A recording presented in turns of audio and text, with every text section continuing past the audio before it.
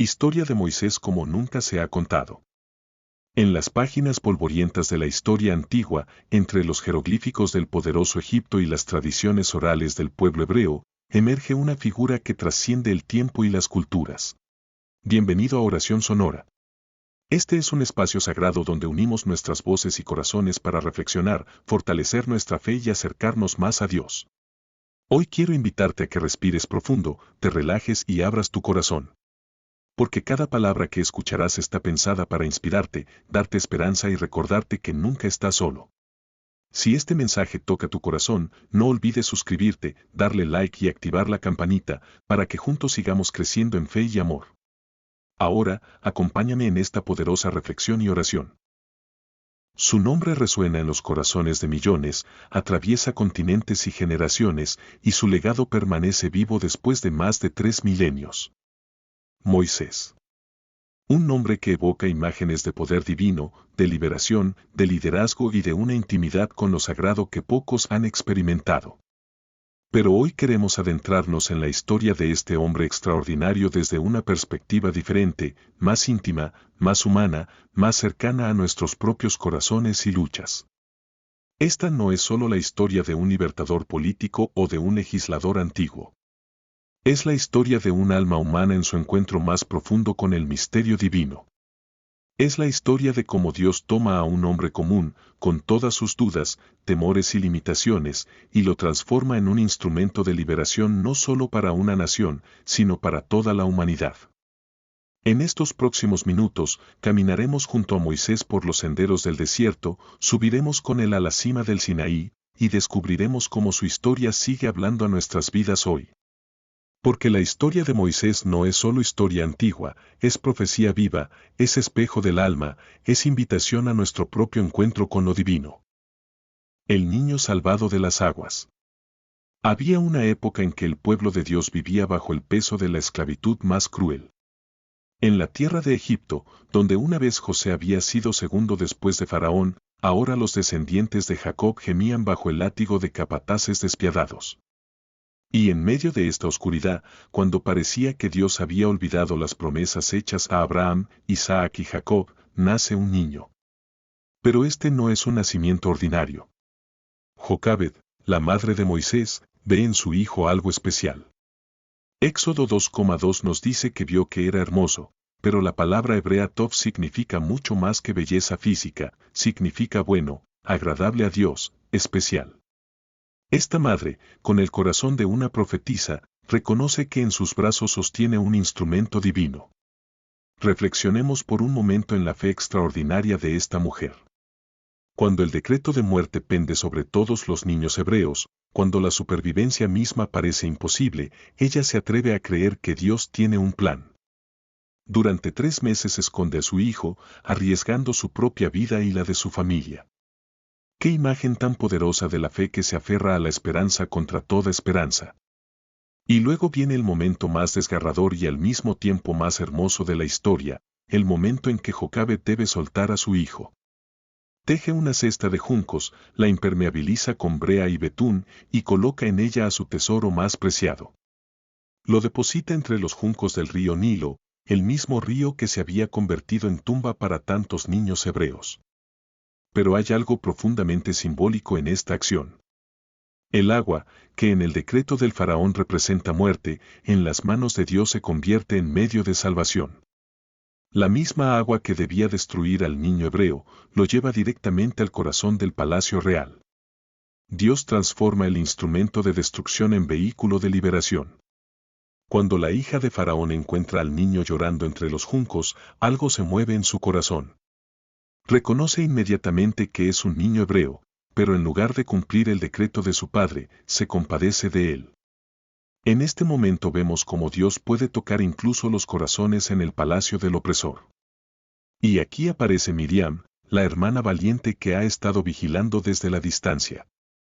Con sabiduría que supera sus años, se acerca a la princesa y le ofrece conseguir una nodriza hebrea para el niño.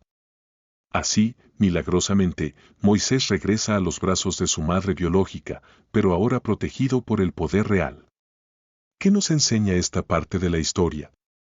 Nos enseña que cuando depositamos nuestros tesoros más preciados en las manos de Dios, Él puede hacer lo imposible.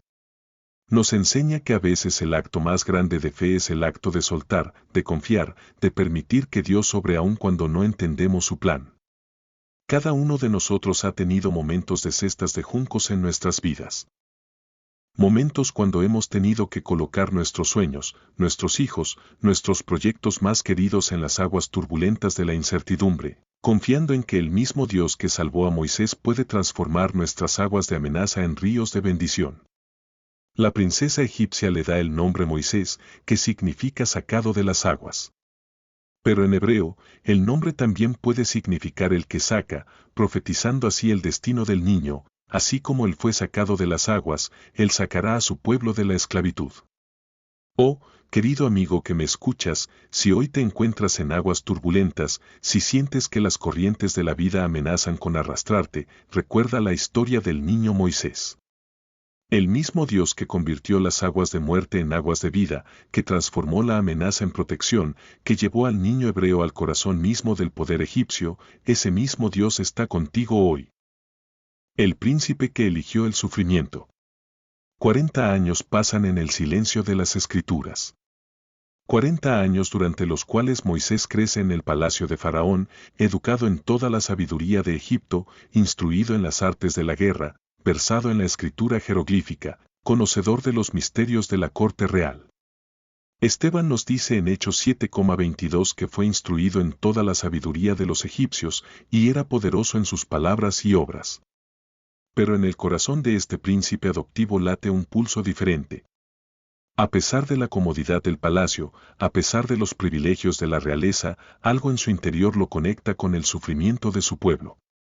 La historia no nos dice cómo llegó a conocer su verdadera identidad, pero podemos imaginar que su madre Jocabed, durante esos preciosos años como su nodriza, sembró en su corazón las semillas de la verdad sobre quién era realmente. Un día, ya adulto, Moisés sale a visitar a sus hermanos hebreos. Y lo que ve le parte el alma. Ve la crueldad, la injusticia, el sufrimiento de su pueblo. Hebreos 11,24-25 nos revela el conflicto interno que se desarrolla en su corazón. Por la fe Moisés, cuando ya era grande, rehusó ser llamado hijo de la hija de Faraón, escogiendo antes ser maltratado con el pueblo de Dios que gozar de los placeres temporales del pecado. ¡Qué decisión tan extraordinaria! Aquí tenemos a un hombre que lo tiene todo según los estándares mundanos: poder, riqueza, prestigio, comodidad, futuro asegurado. Pero elige identificarse con los oprimidos, con los que sufren, con los que no tienen voz. Elige el sufrimiento temporal por encima de los placeres pasajeros.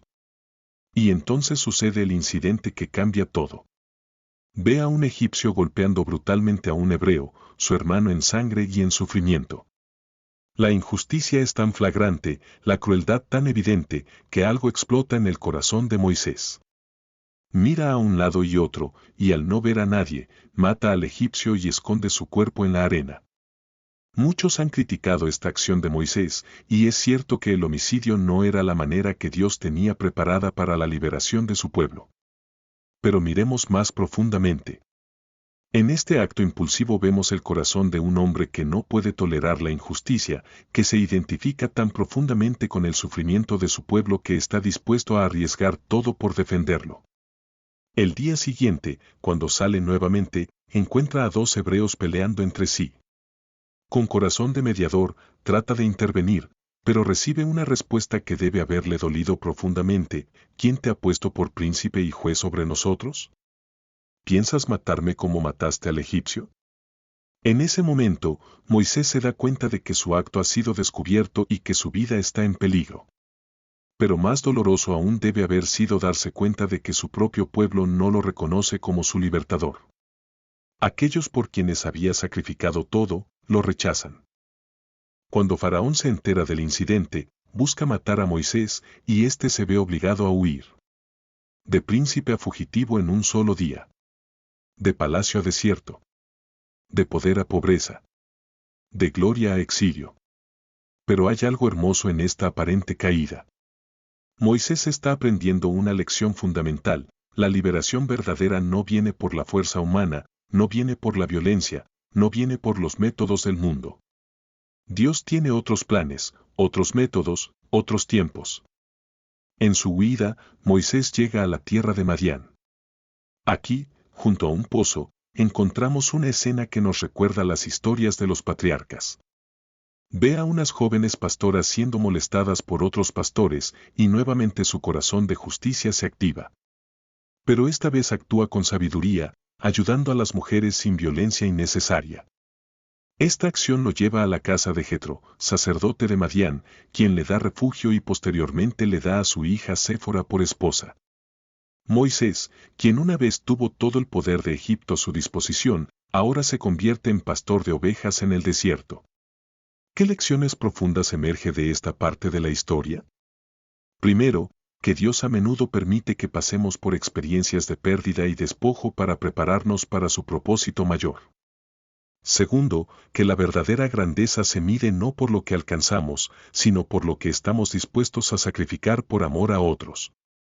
Tercero, que los métodos de Dios no son nuestros métodos, y que a veces nuestros mejores planes humanos deben ser quebrados para dar lugar a sus planes divinos.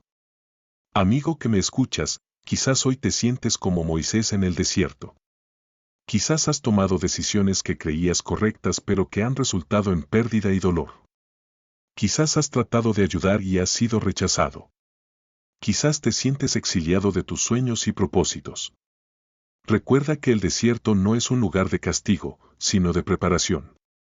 Dios está obrando en el silencio, moldeando tu carácter, preparándote para un propósito que aún no puedes ver completamente. El pastor del desierto. 40 años más pasan en el silencio del desierto. 40 años durante los cuales el príncipe de Egipto se convierte en pastor de ovejas. 40 años que podrían parecer perdidos, desperdiciados, sin propósito aparente. Pero en los caminos de Dios no hay tiempo perdido. Cada estación tiene su propósito, cada desierto su lección, cada silencio su preparación. En estos años de aparente oscuridad, Moisés está siendo transformado de maneras que ni él mismo comprende. El hombre impulsivo que mató al egipcio está siendo moldeado en un líder paciente. El príncipe acostumbrado a ser servido está aprendiendo a servir a las ovejas más vulnerables del rebaño. El que conocía los pasillos del poder está caminando por senderos de humildad. Cada día, mientras guía las ovejas por los senderos rocosos del desierto, Moisés está recibiendo una educación que ninguna universidad egipcia podría haber proporcionado. Está aprendiendo paciencia con las ovejas más tercas, está desarrollando el instinto del pastor que arriesga su vida por una oveja perdida, está cultivando la resistencia necesaria para los largos viajes por tierras áridas. Sin saberlo, está siendo preparado para ser pastor de un rebaño humano mucho más grande y mucho más terco que cualquier rebaño de ovejas. Está aprendiendo a leer las señales del desierto, a encontrar agua en lugares secos, a discernir los peligros que acechan en las sombras. Todo esto será esencial cuando guíe a 600,000 israelitas por ese mismo desierto durante 40 años. En el silencio del desierto, Moisés también está aprendiendo algo más profundo, está aprendiendo a escuchar. En el palacio de Faraón había ruido constante, voces que clamaban por atención, decisiones que demandaban respuestas inmediatas. Pero en el desierto, en la vastedad del silencio, está desarrollando oídos para escuchar susurros divinos. Sus manos, que una vez sostuvieron el cetro del poder egipcio, ahora sostienen el báculo del pastor. Sus pies, que una vez caminaron por mármoles pulidos, ahora conocen cada piedra y cada espina del desierto. Su corazón, que una vez latió con la ambición del príncipe, ahora late con la compasión del pastor. Durante estos años, Moisés también está experimentando la vida familiar. Séfora le da hijos, y él experimenta las alegrías y responsabilidades de la paternidad. Cuando nace su primer hijo, lo llama Gersón, diciendo forastero soy en tierra ajena. En este nombre se revela el corazón de un hombre que, a pesar de haber encontrado refugio y familia en Madián, sigue sintiendo que su verdadero hogar está en otro lugar, con otro pueblo. Pero quizás lo más importante que sucede durante estos años silenciosos es que Moisés está siendo vaciado de sí mismo. El orgullo del príncipe, la autoconfianza del educado, la impulsividad del joven, todo está siendo lijado por las experiencias del desierto. Está siendo preparado para ser un vaso útil en las manos del Altísimo. Jetro, su suegro, resulta ser más que un simple refugio para el fugitivo. Este sacerdote de Madián se convierte en mentor y consejero. De él, Moisés aprende sabiduría práctica sobre liderazgo, sobre administración, sobre delegación de responsabilidades. Lecciones que más tarde aplicará cuando organice al pueblo de Israel en el desierto. En estos años, mientras el pueblo de Israel sigue gimiendo bajo la esclavitud en Egipto, mientras clama a Dios por liberación, mientras se pregunta si Dios los ha olvidado, el libertador está siendo preparado en secreto. Está siendo moldeado en el silencio, está siendo educado en la escuela del desierto, está siendo transformado de príncipe en pastor, de líder por fuerza en líder por amor. Y mientras tanto, en Egipto, las cosas están empeorando para el pueblo hebreo. La opresión se intensifica, el sufrimiento se profundiza, los clamores se multiplican. Pero Dios está obrando en dos frentes, aliviando el corazón de su pueblo hacia el clamor y preparando en secreto al instrumento de su liberación. Qué hermosa imagen del cuidado providencial de Dios. Mientras nosotros vemos solo el sufrimiento presente, Él está preparando la solución futura. Mientras nosotros clamamos por alivio inmediato, Él está forjando en secreto los instrumentos de nuestra liberación completa. Querido hermano, hermana que me escuchas, si hoy te encuentras en tu propio desierto de Madián, si sientes que tus mejores años se están perdiendo en aparente insignificancia, si te parece que Dios se ha olvidado de los sueños que una vez pusiste en tu corazón, ten ánimo. El desierto es la escuela de Dios. El silencio es su aula de preparación. Los años que parecen perdidos pueden ser los años más importantes de formación de tu carácter. Dios no está desperdiciando tu tiempo. Está invirtiendo en tu preparación. No está ignorando tu potencial. Está refinando tu propósito.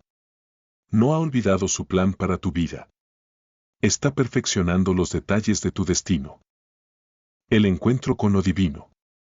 Un día como cualquier otro, mientras Moisés apacienta el rebaño de su suegro Jetro cerca del monte Horeb, algo extraordinario captura su atención. En la vastedad del desierto, donde los colores se limitan a tonos de arena y roca, ve algo que desafía toda lógica, una zarza que arde pero no se consume. Al principio, quizás pensó que era una alucinación causada por el calor del desierto. Pero el fenómeno persiste. La zarza sigue ardiendo, las llamas danzan entre sus ramas, pero las hojas permanecen verdes, las ramas intactas. Es imposible, pero está sucediendo ante sus ojos. Movido por la curiosidad natural del hombre educado que era, Moisés decide acercarse a investigar este fenómeno extraño. Iré yo ahora y veré esta grande visión, ¿por qué causa la zarza no se quema?, dice para sí mismo. Pero lo que no sabe es que este acto de curiosidad lo llevará al encuentro más transformador de toda su vida. Cuando se acerca a la zarza, sucede algo que debe haberlo llenado de asombro y terror a la vez, la zarza le habla. Una voz sale del fuego, clara, autoritativa, personal, Moisés, Moisés. Y cuando él responde con sencilla obediencia, heme aquí, la voz continúa, no te acerques, quita tu calzado de tus pies, porque el lugar en que tú estás, tierra santa es. En ese momento, Moisés comprende que no está ante un fenómeno natural, sino ante una teofanía, una manifestación directa de la presencia divina. El lugar común se ha vuelto sagrado, el momento ordinario se ha vuelto extraordinario, el pastor solitario se encuentra cara a cara con el Dios del universo. La primera instrucción es significativa, quita tu calzado. En las culturas antiguas, quitarse el calzado era señal de respeto, de reconocimiento de la santidad del lugar y de la persona ante quien uno se presenta. Pero hay algo más profundo aquí. Los zapatos conectan nuestros pies con el suelo, nos dan seguridad y estabilidad. Al quitárselos, Moisés debe confiar completamente en Dios, debe reconocer su total dependencia de la gracia divina. Luego viene la revelación de la identidad divina, yo soy el Dios de tu padre, Dios de Abraham, Dios de Isaac, y Dios de Jacob. En estas palabras, Dios establece su continuidad histórica, su fidelidad a las promesas hechas a los patriarcas, su compromiso inquebrantable con el pueblo del pacto. Este no es un Dios nuevo o extraño, es el mismo Dios que se reveló a sus antepasados. Ante esta revelación, Moisés esconde su rostro porque tuvo miedo de mirar a Dios. En este gesto vemos la respuesta apropiada del ser humano ante la presencia divina: asombro, reverencia, reconocimiento de nuestra pequeñez ante la infinitud de Dios.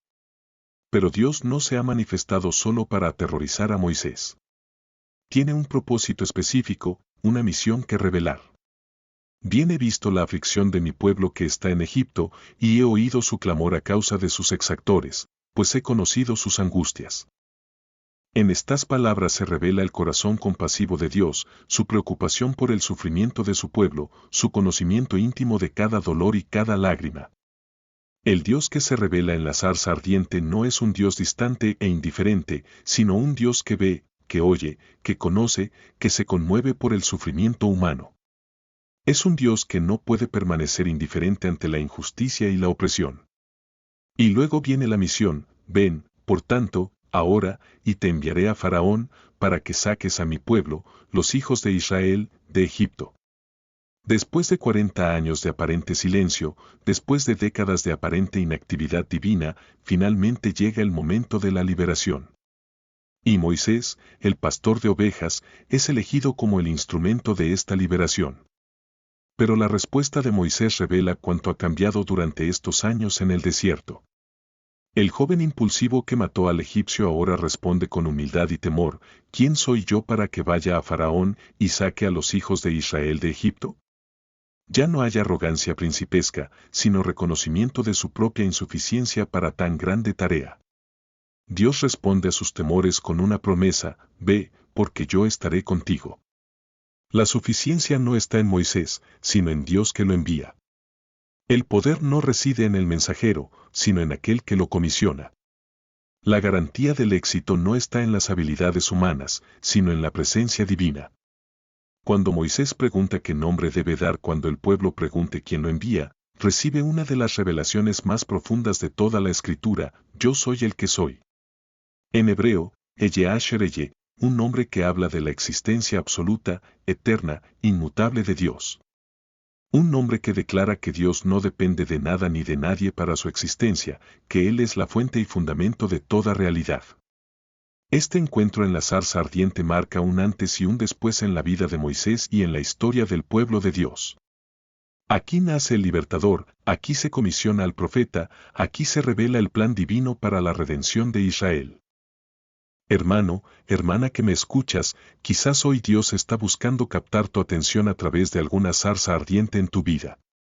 Quizás es una circunstancia inexplicable, una puerta que se abre donde no debería, una paz que sobrepasa el entendimiento en medio de la tormenta. No ignores esas señales divinas. Acércate con curiosidad y reverencia.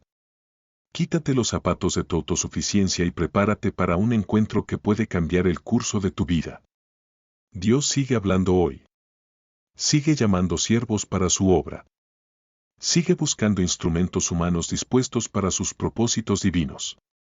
La pregunta no es si Dios está hablando, sino si nosotros estamos dispuestos a escuchar, a obedecer, a decir como Moisés: heme aquí. El libertador reluctante. A pesar del encuentro sobrenatural en la zarza ardiente, a pesar de las promesas divinas y las señales milagrosas, Moisés no sale corriendo inmediatamente hacia Egipto lleno de confianza y entusiasmo. Su respuesta revela una humanidad tan real y tan comprensible que nos ayuda a identificarnos con él en nuestras propias luchas con el llamado divino. ¿Quién soy yo?, había preguntado inicialmente. Pero cuando Dios le asegura su presencia, Moisés presenta otra objeción: he aquí que ellos no me creerán, ni oirán mi voz, porque dirán: ¿no te ha aparecido Jehová? Aquí vemos los temores muy reales de un hombre que ya había experimentado el rechazo de su pueblo una vez antes. Dios, en su paciencia infinita, no se impacienta con las dudas de Moisés. En lugar de reprenderlo, le da señales concretas para confirmar su autoridad. La vara que se convierte en serpiente, la mano que se vuelve leprosa y luego sana, el agua que se convierte en sangre. Estas señales no son trucos mágicos, sino credenciales divinas, confirmaciones tangibles de que el poder de Dios está con él. Pero incluso después de estas demostraciones sobrenaturales, Moisés presenta otra objeción: «Ay, Señor, nunca he sido hombre de fácil palabra, ni antes, ni desde que tú hablas a tu siervo, porque soy tardo en el habla y torpe de lengua». Esta confesión nos revela algo hermoso sobre el carácter de Dios. Él no busca la elocuencia humana sino el corazón obediente. No necesita oradores perfectos sino siervos disponibles. La respuesta de Dios es tanto una enseñanza como una reprensión suave. ¿Quién dio la boca al hombre? ¿O quién hizo al mudo y al sordo, al que ve y al ciego? ¿No soy yo Jehová? Ahora pues, ve, y yo estaré con tu boca, y te enseñaré lo que hayas de hablar.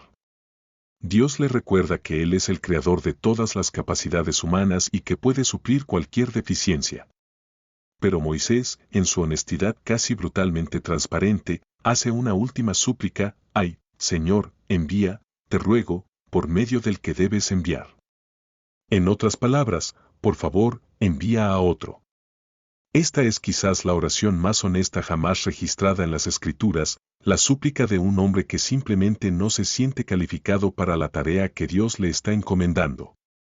Aquí vemos algo que podría sorprendernos: Dios se enoja con Moisés. Pero su ira se mezcla con misericordia, porque inmediatamente provee una solución. Aarón, el hermano de Moisés, será su portavoz. Él hablará por ti al pueblo, él te será a ti en lugar de boca, y tú serás para él en lugar de Dios. Esta provisión divina nos enseña algo profundo sobre cómo obra Dios. Aunque prefiere trabajar a través de individuos completamente rendidos a su voluntad, también está dispuesto a adaptar sus planes para acomodar nuestras debilidades humanas. Moisés tendría la autoridad y la revelación, Aarón tendría la elocuencia. Finalmente, después de todas las objeciones y todas las provisiones divinas, Moisés acepta el llamado. Regresa con Jetro y le pide permiso para volver a Egipto. Toma a su esposa e hijos y emprende el viaje de regreso a la tierra donde una vez había sido príncipe y luego fugitivo. El camino de regreso a Egipto no está exento de peligros y lecciones adicionales. En una posada en el camino, Dios busca matar a Moisés debido a su desobediencia en cuanto a la circuncisión de su hijo.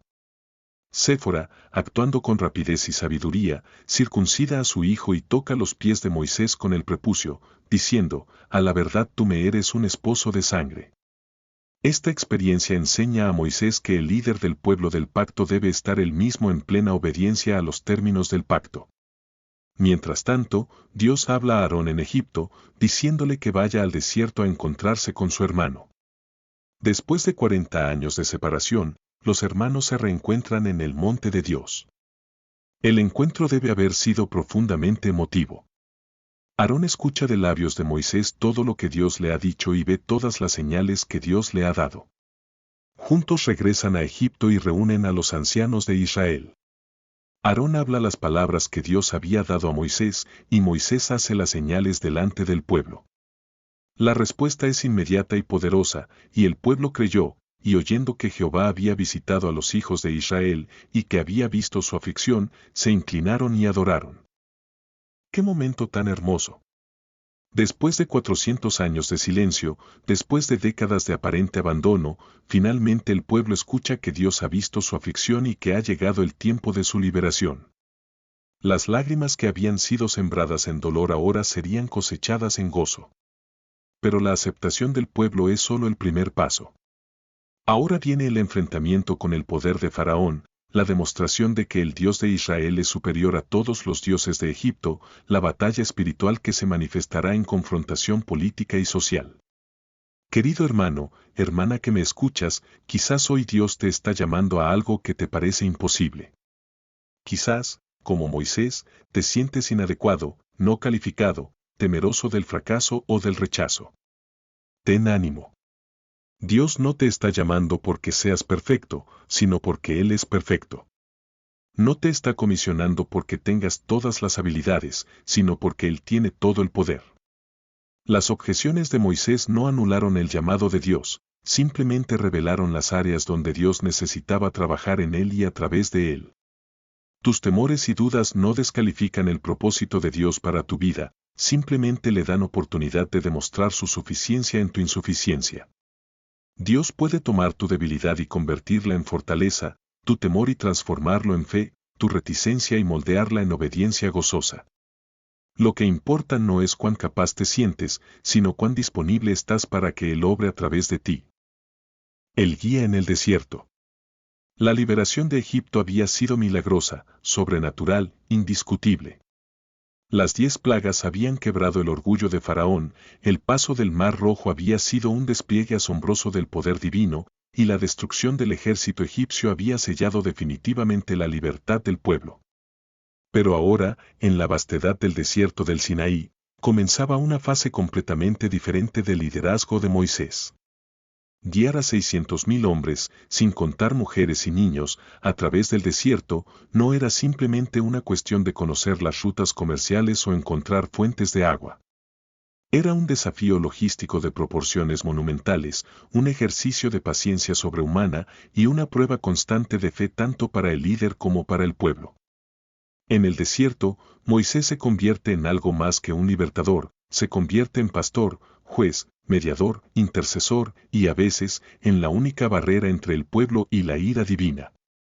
Cada día trae nuevos desafíos, nuevas quejas, nuevas crisis que requieren sabiduría divina y resistencia humana. 3 días después de la gloriosa liberación, cuando el júbilo de la libertad aún resonaba en sus corazones, el pueblo se encuentra con agua amarga en Mará. La sed del desierto transforma rápidamente la gratitud en murmuración.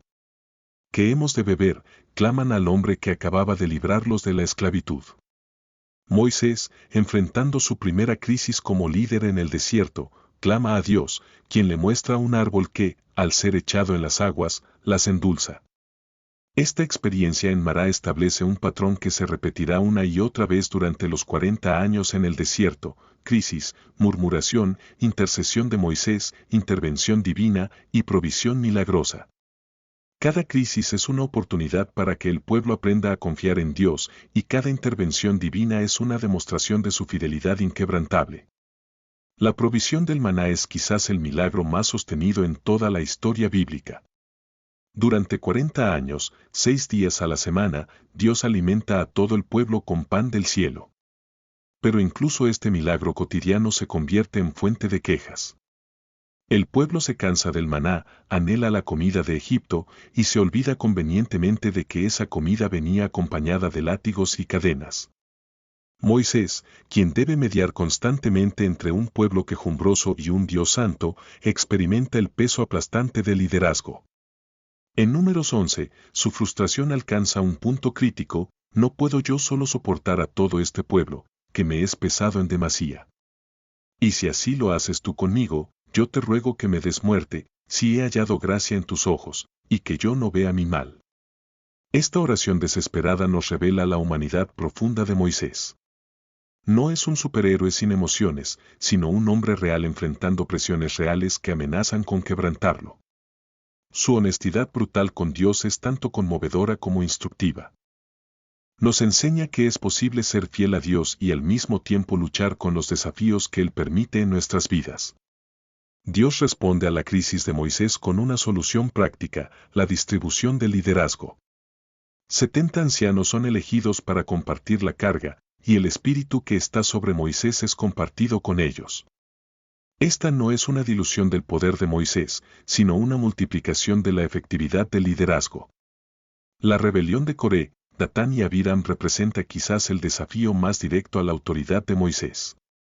Estos hombres, no contentos con cuestionar decisiones específicas, atacan el fundamento mismo del liderazgo mosaico: ¿por qué os levantáis vosotros sobre la congregación de Jehová? La respuesta de Dios es dramática e inequívoca: la tierra se abre y traga vivos a los rebeldes.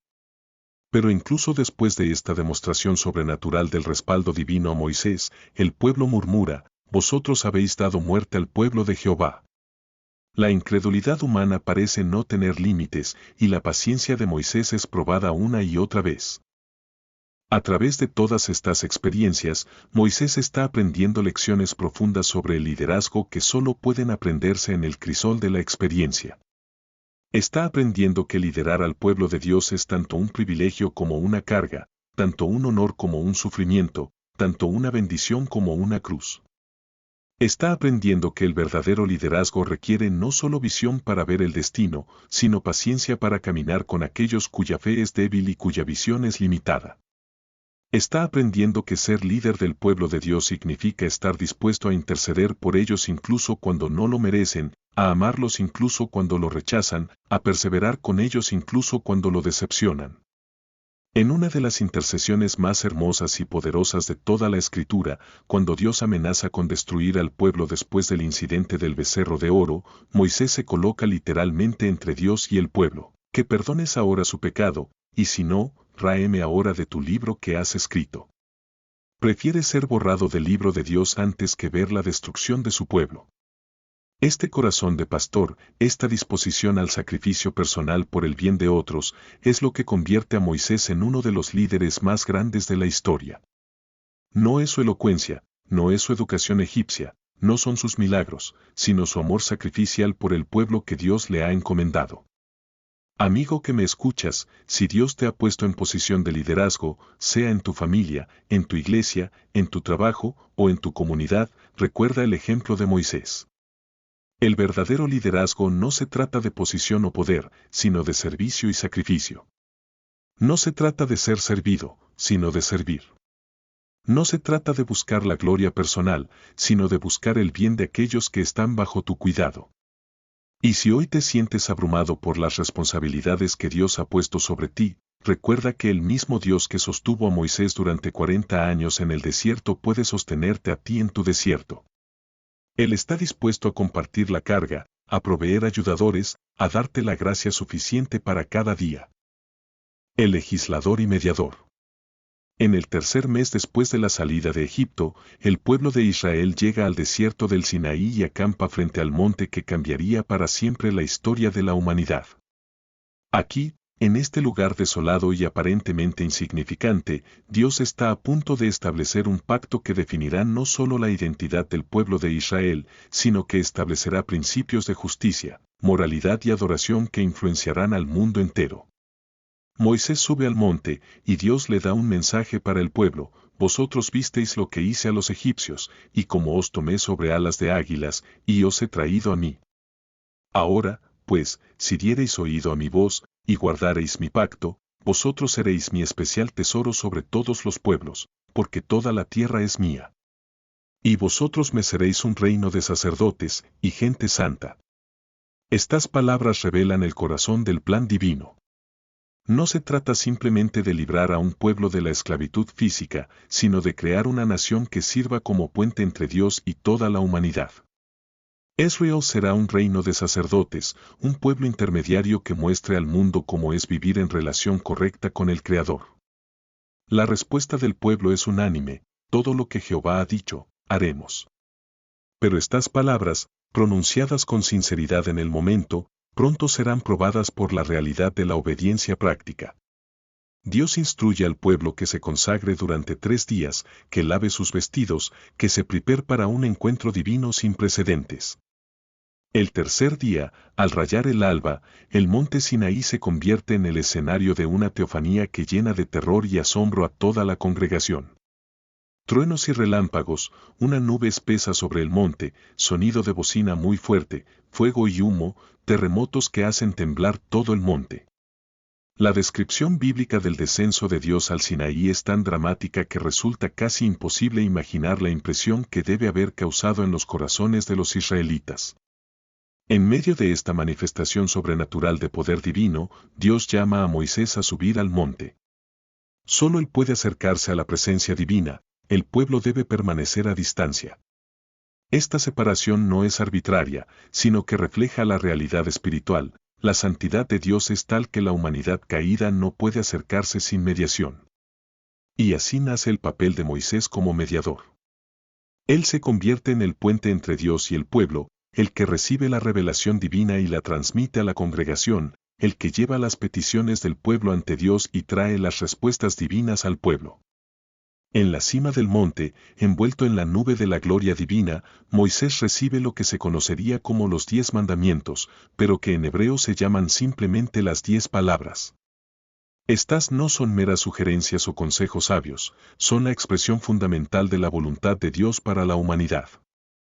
Los primeros 4 mandamientos definen la relación entre el ser humano y Dios: no tener otros dioses, no hacer imágenes, no tomar el nombre divino en vano, guardar el sábado. Los últimos 6 definen las relaciones humanas fundamentales: honrar a los padres, no matar, no adulterar, no hurtar, no dar falso testimonio, no codiciar. Pero Dios no se detiene en estos principios fundamentales. Durante 40 días y 40 noches, Moisés permanece en el monte recibiendo una legislación detallada que cubrirá todos los aspectos de la vida nacional e individual. Leyes civiles, leyes ceremoniales, leyes morales, instrucciones para la construcción del tabernáculo, ordenanzas para el sacerdocio, regulaciones para las fiestas y sacrificios. Esta legislación no es arbitraria ni opresiva. Cada ley refleja el carácter santo y justo de Dios y está diseñada para crear una sociedad que refleje los valores del cielo en la tierra. Las leyes sobre justicia social protegen a los débiles y vulnerables. Las leyes ceremoniales enseñan sobre la santidad de Dios y la necesidad de expiación.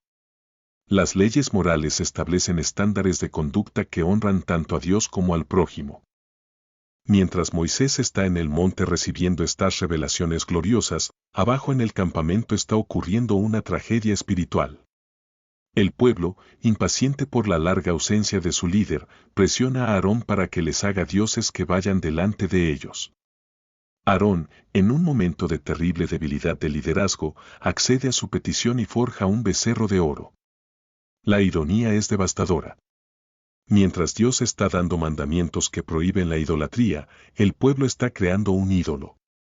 Mientras Moisés está recibiendo instrucciones para la adoración verdadera, el pueblo está corrompiendo esa adoración con prácticas paganas. Cuando Dios informa a Moisés de lo que está sucediendo abajo, su ira se enciende y amenaza con destruir a todo el pueblo y comenzar de nuevo con Moisés. Pero aquí vemos la grandeza del corazón mediador de Moisés. En lugar de aprovechar esta oportunidad para su propia exaltación, intercede apasionadamente por el pueblo rebelde. Su intercesión toca 3 puntos cruciales: la reputación de Dios ante las naciones, las promesas hechas a los patriarcas y la misericordia inherente al carácter divino. ¿Por qué dirán los egipcios: para mal los sacó, para matarlos en los montes? Acuérdate de Abraham, de Isaac y de Israel tus siervos. Su oración prevalece, y Dios se arrepiente del mal que había dicho que haría a su pueblo. Pero cuando Moisés desciende del monte y ve con sus propios ojos la realidad del pecado del pueblo, su propia ira se enciende. En un momento de santa indignación, arroja las tablas de la ley y las quiebra al pie del monte. Este acto simbólico representa la ruptura del pacto por parte del pueblo. La purificación que sigue es severa pero necesaria. 3000 hombres mueren ese día por manos de los levitas, quienes respondieron al llamado de Moisés: ¿quién está por Jehová? Júntese conmigo. Es un día de juicio, pero también un día que establece a la tribu de Leví como la tribu escogida para el servicio sagrado. Al día siguiente, Moisés vuelve a subir al monte para interceder por el pueblo. Su oración es una de las más poderosas y conmovedoras de toda la Escritura: te ruego, pues este pueblo ha cometido un gran pecado, que perdones ahora su pecado, y si no, ráeme ahora de tu libro que has escrito. Prefiere su propia condenación antes que ver la destrucción de su pueblo. Dios perdona, pero no sin consecuencias. El pueblo seguirá hacia la tierra prometida, pero llevará las cicatrices de su rebelión.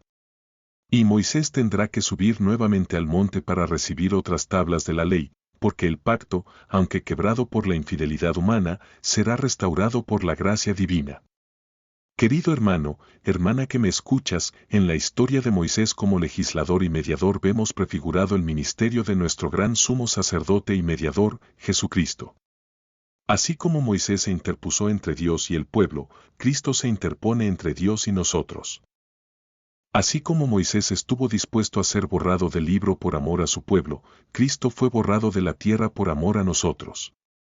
La ley que Dios dio a través de Moisés no fue dada para hacer imposible nuestra salvación, sino para mostrarnos nuestra necesidad de un Salvador.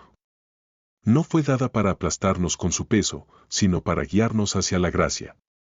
Los 10 mandamientos no son una escalera imposible de subir hacia Dios, sino un espejo que nos muestra nuestro verdadero estado y nuestra desesperada necesidad de misericordia divina.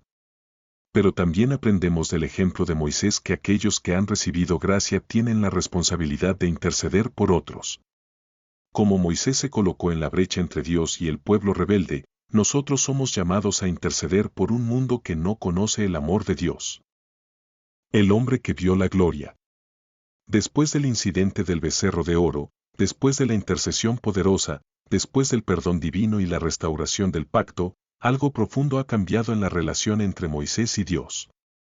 La intensidad de esa crisis ha llevado su intimidad con lo divino a niveles aún más profundos. Es en este contexto que Moisés hace una petición que revela la pasión más profunda de su corazón.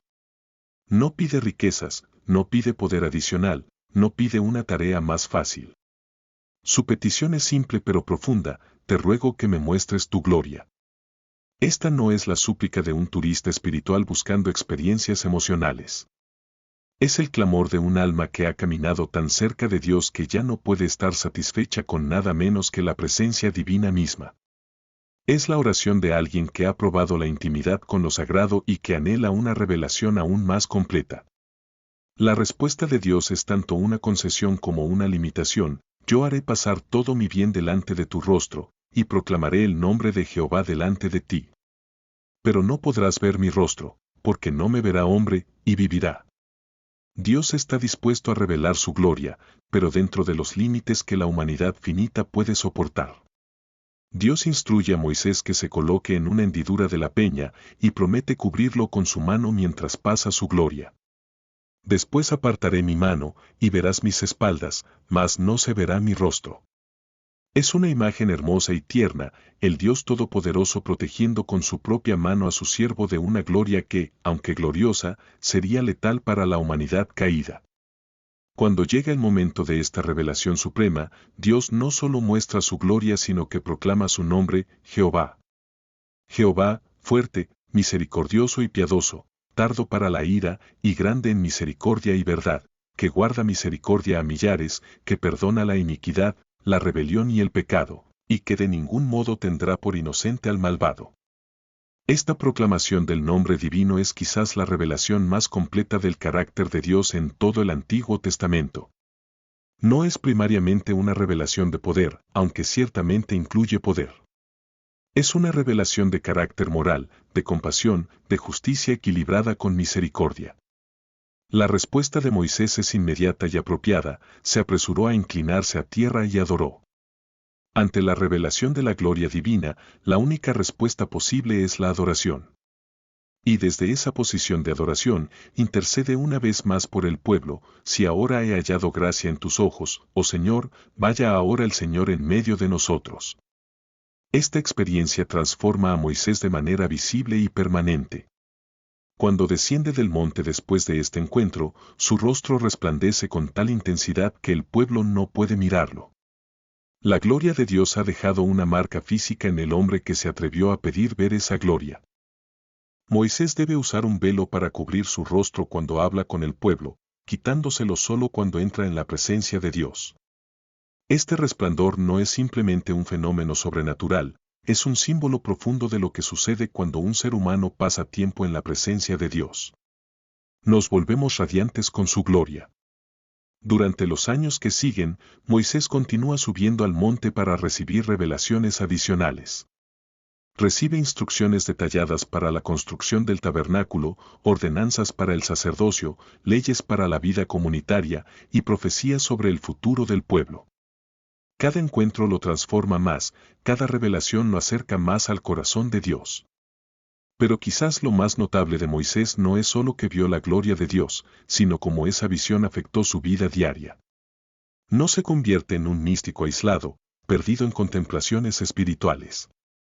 En lugar de eso, esa intimidad con Dios lo hace más efectivo como líder, más compasivo como pastor, más sabio como juez. La gloria que vio se traduce en gracia para su pueblo. La intimidad que experimentó se convierte en intercesión más poderosa. El conocimiento de Dios que recibió se transforma en sabiduría práctica para guiar a una nación. En los últimos días de su vida, cuando ya no puede entrar en la tierra prometida debido a su desobediencia en las aguas de Meriba, Moisés no se amarga ni se lamenta.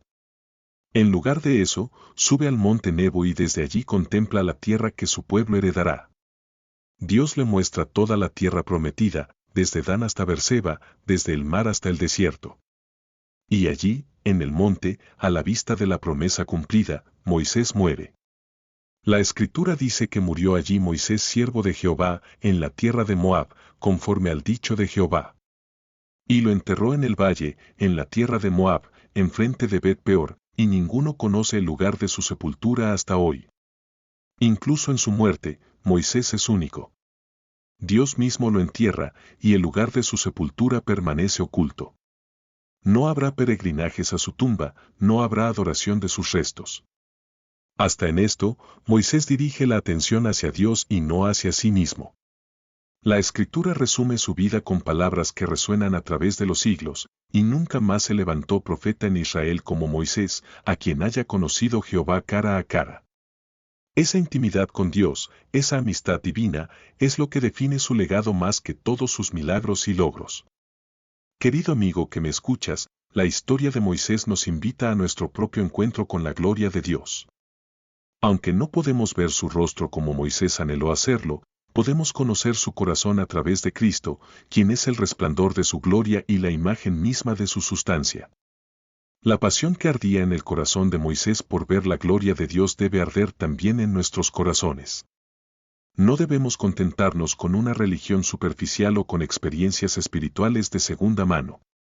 Dios nos invita a buscar su rostro, a anhelar su presencia, a clamar como Moisés, muéstrame tu gloria. Y cuando pasamos tiempo en su presencia, cuando nos exponemos a la luz de su amor, cuando permitimos que su palabra transforme nuestros corazones, nosotros también comenzamos a brillar con su gloria. Quizás no de manera visible como Moisés, pero sí de manera real y transformadora. El legado eterno. Mientras el sol se pone sobre estas reflexiones sobre la vida extraordinaria de Moisés, nuestros corazones están llenos de asombro y gratitud. Hemos caminado con este hombre singular a través de 80 años de historia que cambiaron para siempre el curso de la humanidad. Hemos visto cómo Dios toma a un bebé condenado a muerte y lo convierte en el libertador de una nación. Hemos contemplado cómo un príncipe fugitivo se transforma en el pastor de pueblos. Hemos sido testigos de cómo un hombre común llega a tener amistad cara a cara con el Dios Altísimo. Pero la historia de Moisés no termina en el monte Nebo. Su legado sigue viviendo, su influencia continúa expandiéndose, su testimonio sigue inspirando. Cada vez que un oprimido clama por libertad, allí está el eco de Moisés. Cada vez que alguien se interpone entre la justicia y la misericordia, allí está el espíritu de Moisés. Cada vez que un corazón anhela ver la gloria de Dios, allí está la pasión de Moisés. En el Nuevo Testamento, en el monte de la Transfiguración, Moisés aparece nuevamente, esta vez junto a Elías, conversando con Jesús sobre su partida que estaba por cumplirse en Jerusalén. Allí, en ese momento glorioso, vemos la continuidad del plan de Dios. Moisés, el que dio la ley, está presente cuando Cristo, quien cumplió la ley, se prepara para dar su vida por la humanidad. La ley que Moisés entregó no fue el fin del plan divino, sino un paso crucial hacia la revelación completa de Dios en Cristo. Los sacrificios que él instituyó señalaban hacia el sacrificio perfecto del Calvario. El tabernáculo que él construyó era sombra del verdadero tabernáculo celestial. La intercesión que él hizo prefiguraba la intercesión eterna de nuestro gran sumo sacerdote. Pero más allá de todas las prefiguraciones y símbolos, el ejemplo personal de Moisés sigue hablando poderosamente a nuestras vidas. Su disposición a abandonar los privilegios por servir a otros nos desafía en nuestra comodidad.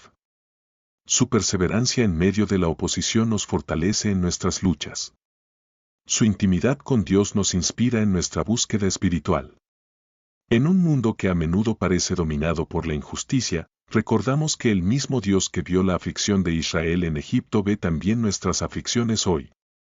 En un tiempo cuando muchos se sienten perdidos en desiertos de confusión, recordamos que el mismo Dios que guió a Israel con columna de nube y de fuego puede guiarnos también a nosotros. En una época cuando la presencia de Dios parece distante, recordamos que Él sigue invitando a encuentros íntimos como el que tuvo con Moisés en la zarza ardiente. La historia de Moisés nos enseña que Dios no ha terminado de usar instrumentos humanos para sus propósitos divinos. Sigue buscando hombres y mujeres dispuestos a dejar las comodidades de sus palacios egipcios para servir a los oprimidos. Sigue llamando pastores en desiertos de oscuridad para que guíen a su pueblo hacia la luz. Sigue invitando a encuentros transformadores que pueden cambiar no solo vidas individuales, sino el curso de la historia. Tal vez tú, querido hermano o hermana que me escuchas, has sentido durante estas reflexiones un toque divino en tu corazón. Tal vez has reconocido tu propia historia en alguna parte del relato de Moisés. Tal vez Dios está susurrando tu nombre como susurró el nombre de Moisés desde la zarza ardiente. No importa cuán inadecuado te sientas, no importa cuántos errores hayas cometido en el pasado, no importa cuán ordinaria parezca tu vida. El mismo Dios que transformó al tartamudo Moisés en portavoz divino puede transformarte a ti. El mismo Dios que usó al fugitivo de la justicia egipcia para liberar a una nación puede usar tu vida para propósitos que aún no imaginas. El llamado no es a la perfección, sino a la disponibilidad. No es a la elocuencia, sino a la obediencia. No es a la ausencia de temor, sino a la fe que actúa a pesar del temor. Como Moisés, podemos presentar nuestras objeciones, expresar nuestras dudas, reconocer nuestras limitaciones. Pero al final, la pregunta que determina nuestro destino no es soy capaz, sino estoy dispuesto. Oración final. Padre Celestial, Dios de Abraham, Isaac y Jacob, Dios de Moisés y nuestro Dios, te adoramos por la historia maravillosa que acabamos de contemplar. Te damos gracias porque en la vida de Moisés vemos reflejados tu amor, tu poder, tu fidelidad y tu gracia. Te alabamos porque lo que hiciste con él, sigues haciéndolo hoy en las vidas que se rinden completamente a ti. Señor, como Moisés, reconocemos que somos tardos para hablar, insuficientes para la tarea, temerosos ante la magnitud de tu llamado. Pero también reconocemos que tu poder se perfecciona en nuestra debilidad, que tu gracia es suficiente para nosotros, que tu presencia va con nosotros. Te pedimos que enciendas en nuestros corazones la misma pasión que ardía en el corazón de Moisés por conocerte más profundamente. Que nunca nos conformemos con una religión superficial, sino que clamemos constantemente, muéstranos tu gloria. Haz que, como Moisés, prefiramos ser maltratados con tu pueblo antes que gozar de los placeres temporales del pecado. Danos corazones de intercesores, dispuestos a colocarnos en la brecha por otros. Danos el valor de Moisés para confrontar las injusticias de nuestro tiempo. Danos la humildad de Moisés para servir fielmente sin buscar la gloria personal. Y cuando llegue nuestro momento de partir, como llegó el de Moisés, que podamos hacerlo habiendo cumplido tu propósito para nuestras vidas.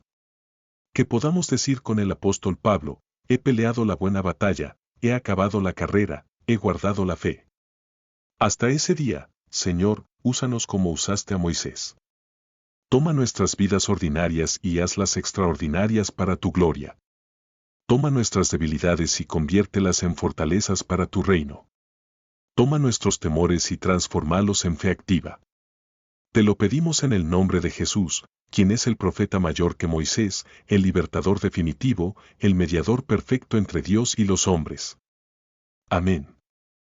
Amigo que has caminado conmigo a través de esta historia extraordinaria, no permitas que estas palabras se desvanezcan como ecos en el viento. La historia de Moisés es también tu historia, porque el mismo Dios que lo llamó te está llamando a ti. El mismo Dios que lo transformó puede transformarte a ti. El mismo Dios que obró a través de él puede obrar a través de ti.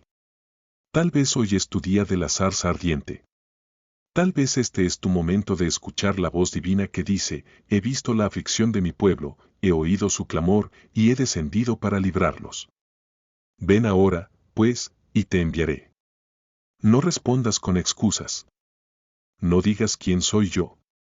No alegues que eres tardo en el habla. No pidas que envíe a otro. Responde como finalmente respondió Moisés, heme aquí, envíame a mí. El mundo necesita libertadores como Moisés. Tu familia necesita intercesores como Moisés. Tu comunidad necesita líderes como Moisés. Tu generación necesita personas que hayan visto la gloria de Dios y que brillen con esa gloria. Levántate, toma tu vara, la vara que Dios ha puesto en tu mano, tus talentos, tus oportunidades, tu influencia, tu testimonio, y úsala para la gloria de Dios y el bien de otros. La historia de Moisés nunca se ha contado completamente porque cada generación debe escribir su propio capítulo. Cada vida rendida a Dios añade nuevas páginas a esta historia eterna de redención y liberación. Tu capítulo espera ser escrito. Tu historia espera ser contada. Tu encuentro con la zarza ardiente espera ser experimentado. Que el Dios de Moisés sea tu Dios. Que la fe de Moisés sea tu fe. Que el destino de Moisés, conocer a Dios cara a cara, sea también tu destino eterno. Amén y amén.